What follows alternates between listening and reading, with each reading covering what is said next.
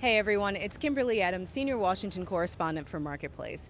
There's been a lot of news in D.C. outside the recent passage of the Big Beautiful Bill. So here are some stories you might have missed this week. First up, the Supreme Court, just behind me, cleared the way for the Trump administration to move forward with mass firings across the federal government.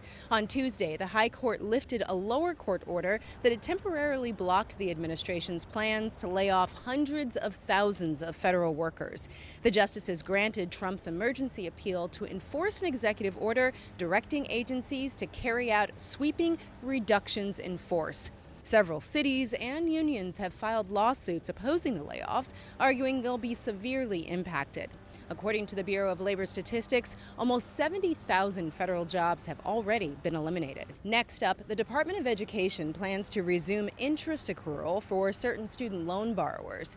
This week, the department announced that nearly 7.7 million borrowers enrolled in the Saving on a Valuable Education Plan will start accruing interest on their balances starting August 1st. Many SAVE participants had their student loan payments paused with no added monthly interest payments during the court fight.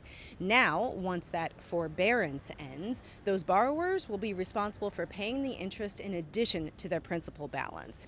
And finally, Beyoncé was in the D.C. area this week as part of her Cowboy Carter tour. What does that have to do with Washington politics? Well, many fans of Beyoncé and other artists have been complaining about dynamic pricing on Ticketmaster. And this week, the Justice Department and the Federal Trade Commission wrapped up part of their ongoing public inquiry into what they call unfair and anti-competitive practices in live ticketing.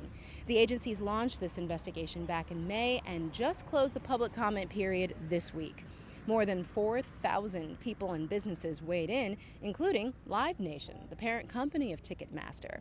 Variety reports the company submitted a packet with some ideas on how to reform the secondary ticket market, proposing 20% price caps on resale tickets and more artist control over how those sales are managed. DOJ and FTC will review the public comments before deciding on next steps. These are just a few of the stories you may have missed this week out of Washington. For more, head to marketplace.org or check out our podcast, Make Me Smart.